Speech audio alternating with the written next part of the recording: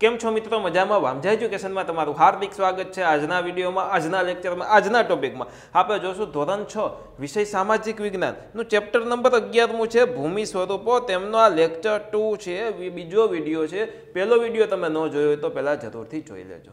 ચાલુ કરતા પહેલા જો તમે આ ચેનલને સબસ્ક્રાઇબ ના કરી હોય તો સબસ્ક્રાઇબ કરીને બેલ આઇકન દબાવજો, વિડીયોને લાઇક કરજો તથા આ વિડીયોને તમારા મિત્રો પરિવાર દોસ્તો સાથે જરૂરથી શેર કરજો। ચાલો મિત્રો આપણે સરસ મજાના બીજા વિડીયોની શરૂઆત કરીએ અને ડિટેલમાં પાઠ સમજશું। આપણે પહોંચ્યા છીએ ઉચ્ચ પ્રદેશ, બરાબર। તો ઉચ્ચ પ્રદેશથી જોતા જોઈએ તો કે સમુદ્રની સપાટી આપણે આગલા લેક્ચરમાં જોયું હતું કે સમુદ્રની સપાટી એને મેઇન સપાટી કહેવાય અને ત્યાંથી આપણે નક્કી કરીએ કે ક્યાં પર્વતો છે, કયો ખીણ વિભાગ છે, એ બધું ત્યાંથી આપણે જોતા હોઈએ છીએ। તો કે સમુદ્રની સપાટીથી આશરે 180 મીટરથી વધારે ઊંચાઈ ધરાવતા તથા ટોચ ઉપરથી પ્રમાણમાં પહોળા અને સપાટ ભૂમિ ભાગને ઉચ્ચ પ્રદેશો કહેવામાં આવે છે। પ્રમાણમાં પહોળા હોય, બરોબર, અને પહોળા એટલે કે આખું ગામ કે આખું શહેર ઉપર આવી જાય એટલા પહોળા હોય, ઓકે, તેને ઉચ્ચ પ્રદેશ એટલે કે ઊંચાઈવાળા પ્રદેશો કહીએ છીએ। પૃથ્વીની સપાટીનો 18% ભાગ ઉચ્ચ પ્રદેશોએ રોકેલો છે। પૃથ્વીમાં જેટલી સપાટી છે પૃથ્વીની એમાંથી 18% સપાટી છે એ આ ઉચ્ચ પ્રદેશોએ રોકેલો છે, એટલે કે 18% પ્રદેશો એ ઉચ્ચ પ્રદેશો છે। ઉચ્ચ પ્રદેશોનું પણ અલગ અલગ વર્ગીકરણ કરવામાં આવ્યું છે। જેમ આપણે પર્વતોનું વર્ગીકરણ કર્યું હતું એમાં ઉચ્ચ પ્રદેશોનું પણ વર્ગીકરણ કરવામાં આવ્યું છે। તો કે ભૌગોલિક સ્થાન અને સંરચના, એનું સ્થાન અને સંરચના એટલે કે કેવી રીતના બન્યું છે તેના આધારે ઉચ્ચ પ્રદેશોને 3 ભાગમાં વહેંચી શકાય। કેટલા ભાગમાં? 3 ભાગમાં વહેંચે છે। પહેલું આંતર પર્વતીય ઉચ્ચ પ્રદેશ, પર્વત પ્રાંતીય ઉચ્ચ પ્રદેશ અને ખંડીય ઉચ્ચ પ્રદેશ, આ 3 ભાગમાં વહેંચી શકાય છે, બરોબર। એમાંથી સૌથી પહેલા આપણે જોવાના છીએ આંતર પર્વતીય ઉચ્ચ પ્રદેશ। તો કે ચારે બાજુથી ઊંચી પર્વતમાળાઓથી પૂર્ણ રીતે કે આંશિક રીતે ઘેરાયેલો ભૂમિ ભાગ। જો આ ભૂમિ ભાગ છે અને ચારે બાજુ પર્વતો આવેલો છે અને આ ભૂમિ ભાગ પણ આમ ઊંચાઈ આવેલો છે, બરોબર। તો ચારે બાજુ પર્વત છે અને ત્યાં આવેલો જે ભૂમિ ભાગ છે તે ને આંતર પર્વતીય ઉચ્ચ પ્રદેશ કહેવામાં આવે છે। દાખલા તરીકે ટિબેટનો ઉચ્ચ પ્રદેશ અને મોંગોલિયાનો ઉચ્ચ પ્રદેશ જેના ઉદાહરણો છે। ટિબેટ આખું ઊંચાઈ આવેલું, મોંગોલિયા આખું ઊંચાઈ આવેલું, આ તેના ઉદાહરણો થયા। એમના પછી પર્વત પ્રાંતીય ઉચ્ચ પ્રદેશ, પર્વતોની તળેટીમાં એક તરફ સીધો ઢોળાવ ધરાવતા પ્રદેશોને પર્વત પ્રાંતીય ઉચ્ચ પ્રદેશ કહેવામાં આવે છે। જો એક બાજુ પર્વત છે અને એમ સીધો ઢોળાવ ધરાવતો ભાગ છે તો આ ભાગને પર્વતીય ઉચ્ચ પ્રદેશ કહેવામાં આવે છે, બરોબર, ઓકે। પેન્ટાગોનિયા એટલે કે દક્ષિણ અમેરિકામાં આવેલું, પિડમોન્ટ યુએસમાં આવેલું, ભારતમાં મારવાનો ઉચ્ચ પ્રદેશ, આ જેનું શ્રેષ્ઠ ઉદાહરણ છે। ભારતની અંદર મારવાનો ઉચ્ચ પ્રદેશ છે તે આ એમના ઉદાહરણ થયા। શેના? તો કે પર્વત પ્રાંતીય ઉચ્ચ પ્રદેશોના આ ઉદાહરણો થયા। એમના પછી આપણે જોઈએ ખંડીય ઉચ્ચ પ્રદેશ। ખંડીય ઉચ્ચ પ્રદેશ એટલે શું? તો કે ભૂગર્ભિક હલનચલનથી ઉચકાયેલો ભૂમિ ભાગને કે મોટા ભૂમિ ભાગ પર લાવવાના સ્તરો ખૂબ ઊંચાઈ સુધી ઠરવાથી ખંડીય ઉચ્ચ પ્રદેશનું નિર્માણ થાય છે। જો હું તમને સમજાવું કે ભાઈ ભૂમિ જમીનનો ભાગ છે એમાં કંઈ હલનચલન થાય, હલનચલન થવાને લીધે અમુક ભાગ આમ ઉપરની તરફ ઉપસી આવે, આજુબાજુ કાંઈ પર્વત જેવું હોય નહીં, અમુક જ ભાગ ઉપર તરફ ઉપસી આવે, તો આને કહેવામાં આવે ખંડીય ઉચ્ચ પ્રદેશ। એક ખંડ જ ઉપસી આવ્યો છે એટલે કે આને ખંડીય ઉચ્ચ પ્રદેશ કહેવાય। આજુબાજુ જોવો અહીંયા દરિયો છે, પાણી છે, પરંતુ આ દરિયાની સપાટી છે પરંતુ આટલો ભાગ ત્યાંથી આમ ઉચકાઈ આવ્યો છે, તો આ જે પ્રદેશ છે ને તેને ખંડીય ઉચ્ચ પ્રદેશ કહેવામાં આવે છે, ઓકે। ખૂબ ઊંચાઈ સુધી ઠરવાથી ખંડીય ઉચ્ચ પ્રદેશનું નિર્માણ થાય છે। ભારતમાં મહારાષ્ટ્રનો લાવવાનો ઉચ્ચ પ્રદેશ, બ્રાઝિલનો ઉચ્ચ પ્રદેશ, અરબસ્તાનનો ઉચ્ચ પ્રદેશ, સ્પેન, ગ્રીનલેન્ડ, એન્ટાર્કટિકાનો અરબસ્તાનનો ઉચ્ચ પ્રદેશ, જેના ઉદાહરણો અમુક અલગ અલગ થઈ ગયા। ભારતનો કયો તો ખાસ ધ્યાન રાખજો, પૂછે તો જાજા ભાગે ભારતનો પૂછે તો કે ભારતમાં મહારાષ્ટ્રનો લાવાનો ઉચ્ચ પ્રદેશ, લાવા ફાટ્યું હતું અને એના કારણે ઉચ્ચ પ્રદેશ આ બનેલો હતો, બરોબર। હવે ઉચ્ચ પ્રદેશનું અમુક મહત્વ પણ છે, તે મહત્વ વિશે વાત કરીએ તો કે ઉચ્ચ પ્રદેશની લાવાની ફળદ્રુપ જમીન હોય છે। ઉચ્ચ પ્રદેશ હોય ને તો એ લાવા ફાટે અને લાવા સૌથી વધારે ફળદ્રુપ હોય એટલે તેની ફળદ્રુપ જમીન હોય છે, તો કપાસની ખેતી માટે તે અનુકૂળ બને છે, કપાસની ખેતી ત્યાં કરી શકાય છે। પ્રાચીન નક્કર ખડકના ઉચ્ચ પ્રદેશોમાં લોખંડ, મેંગેનીઝ, સોનું જેવી કિંમતી ખનિજો મળે છે, કેવું લોખંડ, મેંગનીઝ, સોના જેવી કિંમતી ખનિજો મળે।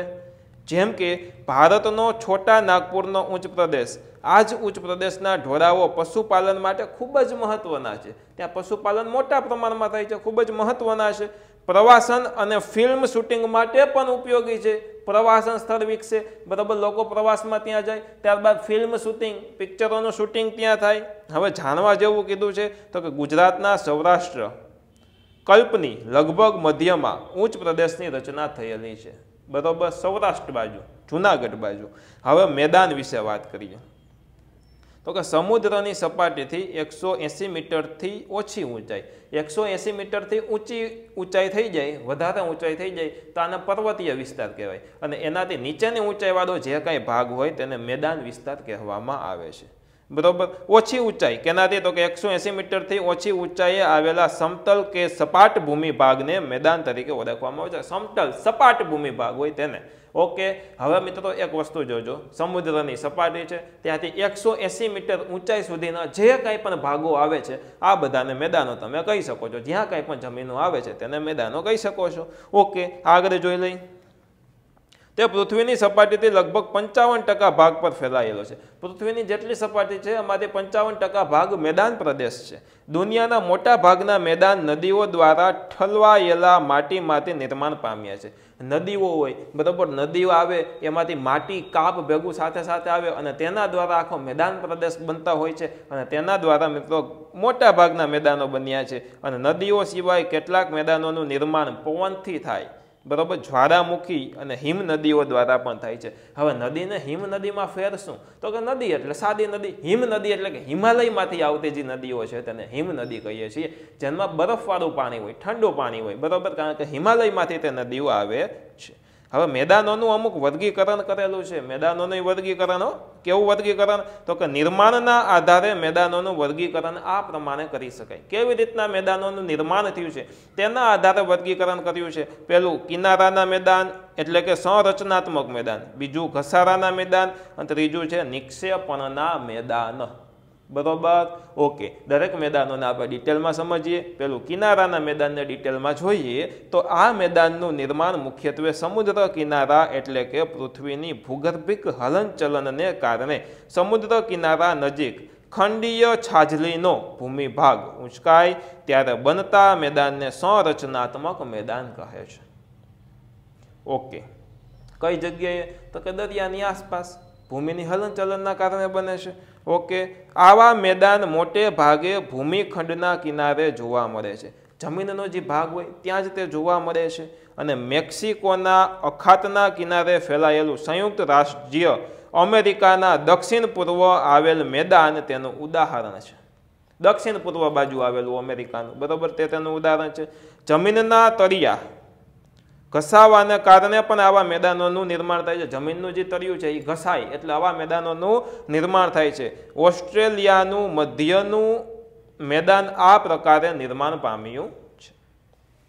એમના પછી જોઈ લઈએ ઘસારાના મેદાનો, શેના તો કે ઘસારાના મેદાનો, ઘસારો થઈ અને મેદાન બને છે તો કે પૃથ્વીની સપાટી પર સતત ઘસારાની પ્રક્રિયા ચાલતી રહે છે। હવે ક્યાં કઈ જગ્યાએ ઘસારો થાય તો કે તો પવન દ્વારા ઘસારો થતો હોય, એક તો કેના દ્વારા, પવન દ્વારા। પાણી જ્યાંથી વહેતું હોય તો ત્યાં પાણી દ્વારા ઘસારો થતો હોય, પવન, પાણી, આના દ્વારા ઘસારો થાય, અને ઘસારો મોટા સમય સુધી એકને એક જગ્યાએ ઘસારો થતો જાય, ઘસારો થતો જાય એટલે સમતલ બની જાય, સીધું બની જાય અને મેદાનોની રચના થાય, નિર્માણ થાય, ઓકે। આગળ જોઈ લઈએ, પૃથ્વીની સપાટી પર સતત ઘસારાની પ્રક્રિયા ચાલતી રહે છે જેનાથી લાંબે ગાળે પર્વતો તથા ઉચ્ચ પ્રદેશો નદી, પવન અને હિમ નદી જેવા પરિબળો દ્વારા ઘસાય અને મેદાનો બને છે, મોટા મોટા મેદાનો બને છે। અને આવા મેદાન સંપૂર્ણપણે સપાટ બનતા નથી, એ ઘસારો થયો પરંતુ મિત્રો એ સપાટ ન બને, ઘસારામાં થોડાક આમ ખરબચડા જેવા તે હોય છે। નક્કર ખડકોની ટેકરીઓ વચ્ચે વચ્ચે જોવા મળે છે। ત્યાં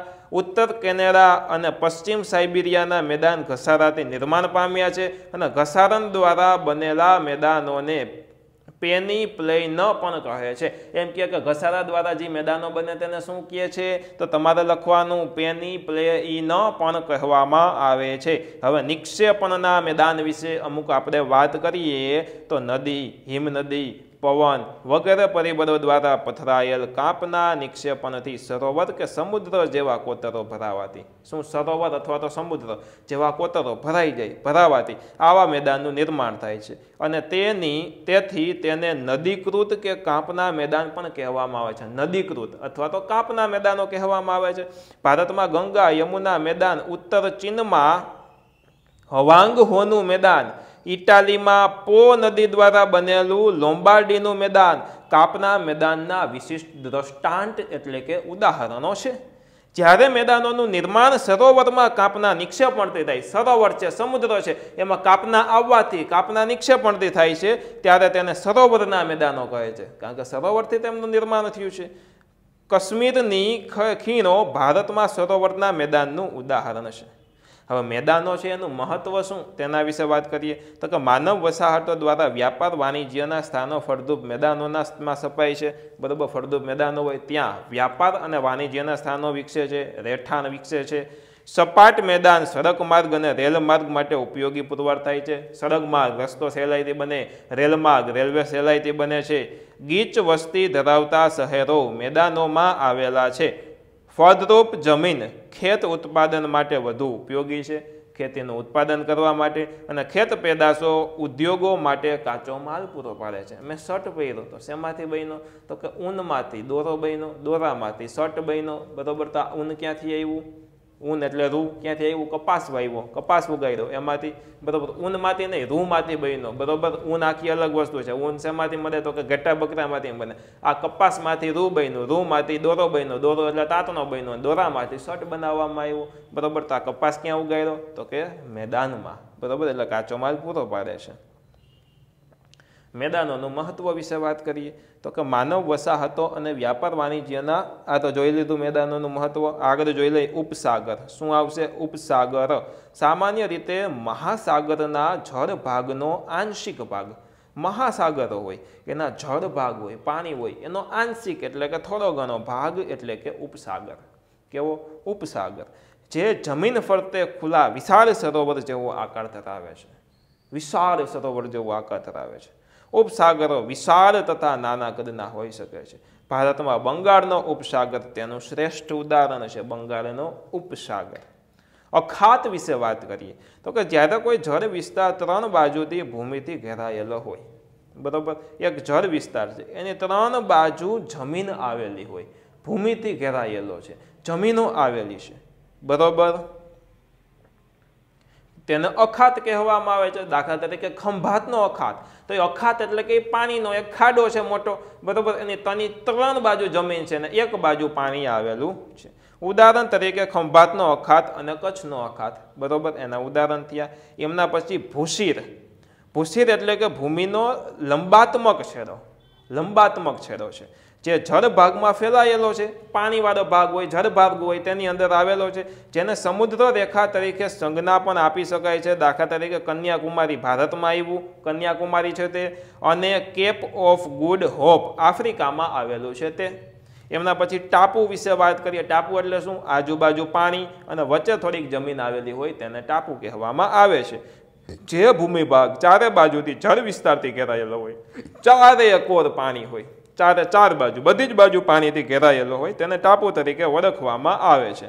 ઉદાહરણ તરીકે લક્ષદ્વીપ, અંદમાન નિકોબાર, શંખોદ્વાર, બેટ દ્વારકા, પિરોટન, નરાબેટ, પિરમબેટ, સિયારબેટ વગેરે ટાપુ. બરાબર, આ શું હતા તો કે ટાપુઓ થઈ ગયા. એમના પછી આપણે વાત કરીએ તો ખીણો, ઊંડી ખીણો, બરોબર, તો કે પર્વતોની હારમાળા વચ્ચે આવેલો નીચાણવાળો જે ભાગ હોય. દાખલા તરીકે પર્વત અહીંયા છે, બીજો પર્વત અહીંયા છે, તો આ નીચાણવાળો ભાગ છે, ત્રીજો પર્વત અહીંયા છે તો આ નીચાણવાળો ભાગ છે. તો આની સાપેક્ષે આ શું થયું?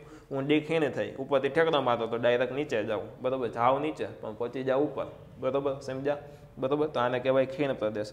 પર્વતોની હારમાળા વચ્ચે આવેલો નીચાણવાળો ભાગ. ગેડ પર્વતો અને ખંડ પર્વતોના નિર્માણ વખતે થતા નદી, હિમનદી, ઘસારા કાર્યના પરિણામે ખીણોની રચના થાય છે. દાખલા તરીકે કાશ્મીર ખીણ, કાશ્મીરમાં આવેલી ખીણ. એમના પછી સમુદ્ર ધુની. કેવી ધુની? સમુદ્ર ધુની. જે જળ વિસ્તારોને જોડેતી સાંકડી જળપટ્ટીને સમુદ્ર ધુની કહે છે. ઉદાહરણ પાલકની સમુદ્રધુની કેની તો કે પાલ્કની સમુદ્રધુની ભારતમાં અને શ્રીલંકા વચ્ચે, ભારત અને શ્રીલંકા વચ્ચે આવેલી સમુદ્રધુનીઓ. એમના પછી સંયોગી ભૂમિ, કેવી સંયોગી ભૂમિ તો કે બે જળ વિસ્તારોને અલગ કરતી. દાખલા તરીકે અહીંયા એક જળ વિસ્તાર છે, અહીંયા બીજો જળ વિસ્તાર છે, અને બેને અલગ કરતી સાંકડી ભૂમિ પટ્ટી હોય. ભૂમિ એટલે કે જમીન, જમીનનો સાંકડો ભાગ હોય, એક પટ્ટી હોય, બરોબર, તેને સંયોગ ભૂમિ કહે છે. ઉદાહરણ તરીકે પનામા, ઉત્તર અને દક્ષિણ અમેરિકા ખંડ વચ્ચે પનામા નામની આવેલી છે સંયોગી ભૂમિ તે. ઓકે, આની સાથે સાથે સરસ મજાનો આ પાઠ પૂરો થાય છે. હવે આવે છે સ્વાધ્યાયના પ્રશ્નો જવાબ. તમારે મને કોમેન્ટમાં જણાવવાનું છે કે તમારા સ્વાધ્યાયના પ્રશ્નો જવાબ જોતા છે કે નહીં. પહેલું ઈ. બીજું, આ વિડીયોમાં તમને સમજાણું કે નથી સમજાણું, આ વિડીયો તમને હેલ્પફુલ થયો છે કે નથી થયો, તે તમારે મને કોમેન્ટ કરીશને કોમેન્ટ બોક્સમાં જણાવવાનું છે.